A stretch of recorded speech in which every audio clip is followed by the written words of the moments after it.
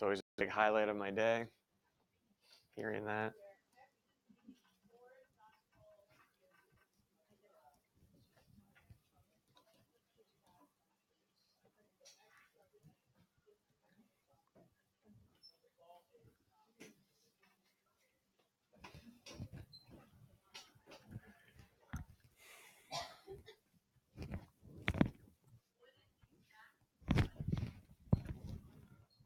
Okay, guys, identify the two angles I'm asking you to prove congruent now. Identify those angles for me, ADC and BFC. Everyone identify those angles. The ones right next to A and B. Everyone see those? The ones right next to A and B. Now, I know you have enough ability to do this right now using subtraction. Does everyone see how I would use subtraction? Okay, I would tell you what about EDC? What do you know about EDC and GFC? They're straight angles. And hey, I don't have to come out and tell you they're straight angles. Does everyone see that they tell me it's a ray? And the givens, that's good enough to say they're straight angles. You don't need to tell me they are. So yes, you could tell me these two are congruent, subtraction, substitution. We're good there. Okay, but I want to do it different way. I want to do it differently. Take a look. And now I'm going to start calling on people. Angle A and ADC. How can you explain their relationship? All right, how can you explain their relationship? Angle A and angle ADC, the one right next to it. Here we go. Let's start hearing from 27. They're linear pairs. Beautiful vocabulary term. Thank you. Same thing over here on the right. I got angle B and I got angle BFC, also linear pairs. Correct. Okay, what do you know about linear pairs? They're supplementary. And we had a theorem, speaking of supplementary, we had a theorem yesterday that says if two angles are congruent, so are their supplements. Everyone see that? If two angles are congruent, so are the supplements. All right, so does everyone see how I'm going to approach this one? Okay, I'm going to use supplements. Which one? Supplements of the same angle or supplements of congruent angles? Supplements of congruent angles. But I need to tell you what first. What angles are supplementary? Okay, that's what you have to tell me first if we're going to use this theorem. All right, so somebody tell me one pair of angles up here. Well, you already gave me one pair. Angle A and angle ADC are supplementary. And we can do this right in the same statement. Number 29, tell me the other pair. Angle B and angle BFC. Thank you. BFC. All right, didn't hear that last one. Thank you. Okay, now what's my reason? Here's where I'm going to introduce this new theorem. I'm going to say 98% of the time this year you tell me two angles are supplementary. The reason's going to be because they're linear pairs. Linear pairs are supplementary. So get used to that. There's just certain reasons for certain statements. Like when you tell me two angles are right angles, what's probably going to be the reason? Perpendicular lines form right angles. Okay, there's just certain reasons for certain statements we use all year. All right, now that you told me they're supplementary, now you can tell me, what do we know about A and B? What were we given about angle A and angle B? They're congruent, so anything supplementary to them must also be congruent. So angle ADC, congruent to angle BFC, supplements of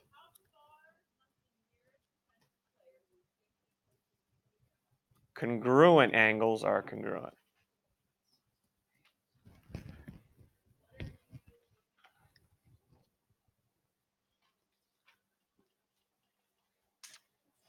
Anything from you guys? We okay there? All right, again, I'm telling you, anytime you're going to tell me angles are supplementary, here's going to be your reason now. Linear pairs are supplementary. All right, let's move it.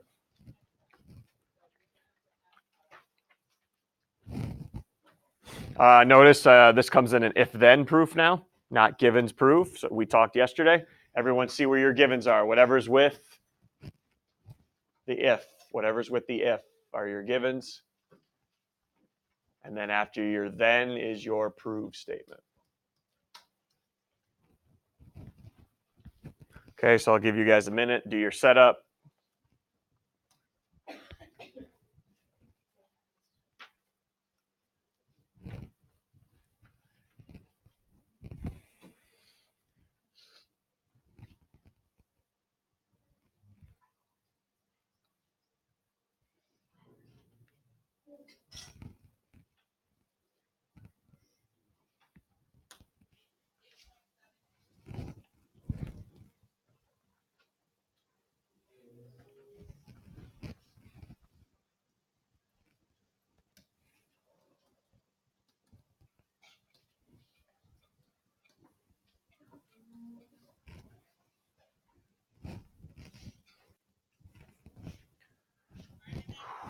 Ready to talk? Can you get me 3 congruent to 1 somehow? 3 congruent to 1. Whew. I don't see any words about midpoint bisectors. Don't add them in. I don't see any words about complementary. Don't add them in. But do you also see I've numbered specific angles? It's probably numbered for a reason for you to use them. All right, so can you involve 2, 3, 1 somehow? Preferably don't introduce another angle.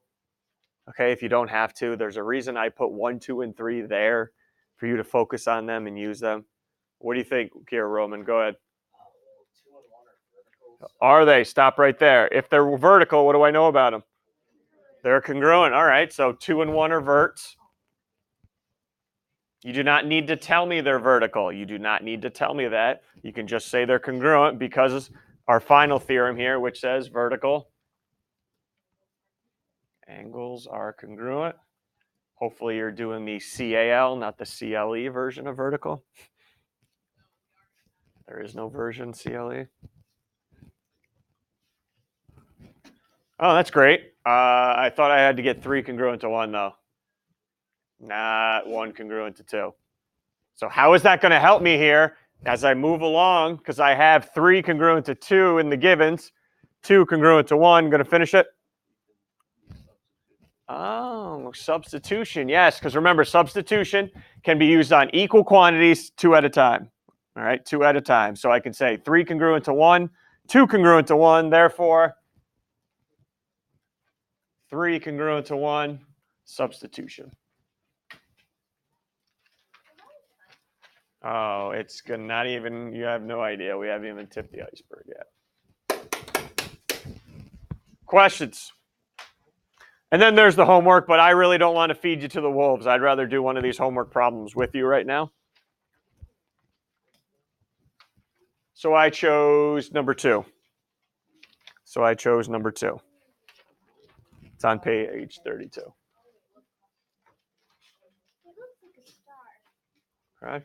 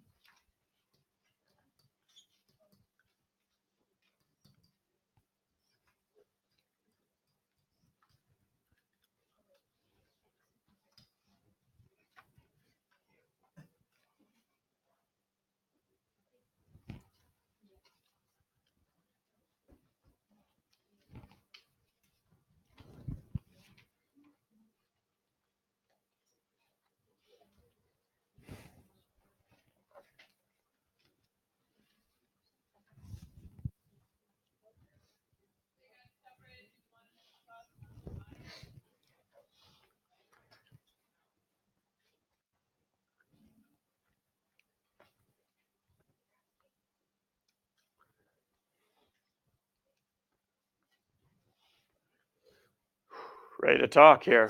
Bless you.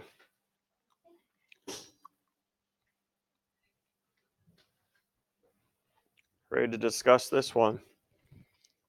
All right, got to get angle M congruent to angle N. Somehow involving X and Y, which I told you. Well, first of all, can we just go 2 steps and say M and N are vertical? We're done. Are M and N vertical? No, they are not formed by 2 intersecting lines. Okay? We're all in agreement there. M and N not vertical. Okay. I just don't want to come out and tell you, look at this. So can you come up with your group anything here that maybe we can use? Because you might have to find something on your own here. Don't add in words that are not there. Think about how I could maybe go from X and Y to M and N there. Or is there anything else you see that might be true? If not, it's fine.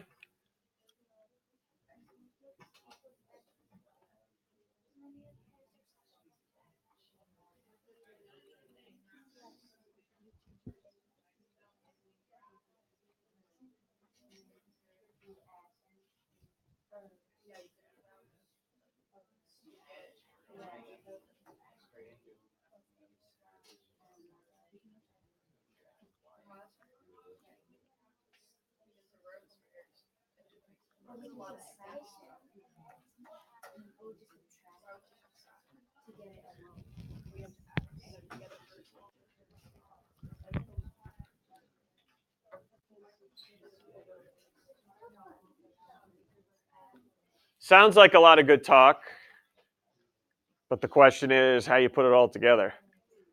All right, let me just show you one thing that always gets overlooked.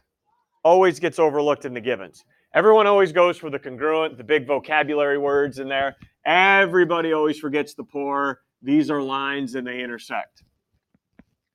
They tell you that for one of two reasons. They tell you it's a line because maybe you could do supplementary linear pairs. They tell you they intersect. What type of angles are formed by two intersecting lines that are opposite each other? Vertical. Look for verticals. That's what they're kind of telling you too. All right, especially if they intersect. So don't overlook that given at all. All right, they're telling you they're lines in case you want to know they're straight angles and you want linear pairs. And they're telling you they intersect because they do form vertical angles. Specifically in this proof, a pair of vertical angles that I want. Everybody see angle DEA, this whole angle here. Everyone see that one? Is vertical with what other angle? BEC. Why am I drawing your attention to those two vertical angles? Because you could also use these two here, but why am I using these two vertical angles? Because what can I do with these verticals in X and Y to get to M and N? You could subtract them. Okay, and then how many pairs do you need to subtract? Two, but I only gave you X and Y, so the second pair are going to be my vertical angles. So angle DEA congruent to angle BEC. Vertical angles are congruent.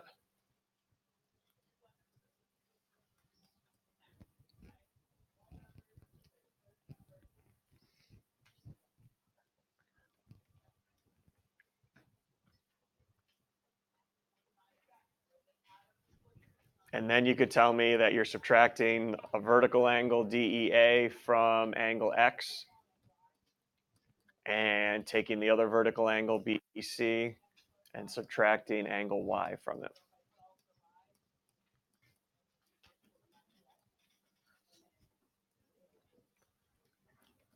Do not overlook the fact that you're given straight lines or that they intersect.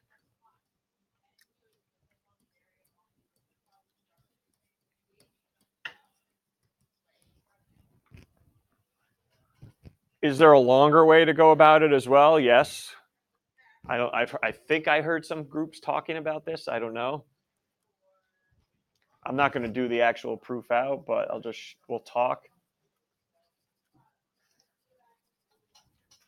What you could have said is the following. Take a look. You could have said that they're congruent because they're straight angles. Everyone with me so far? AEB and CED. Then you could have used subtraction to say angle BEF is congruent to, actually, never mind, because Y is in the middle there. Never mind. I'll skip that one. Okay, this might have been, anybody have a different way other than the verticals and subtraction? Okay, I'm going to take hands off now. All right, you guys on your own. We got the homework tonight. We got a full class period tomorrow to practice as well. And we got Friday as well to practice for the test. All right, so get going right now on it. I'll come around if you want me to look at it, no problem. If you need a little boost, no problem.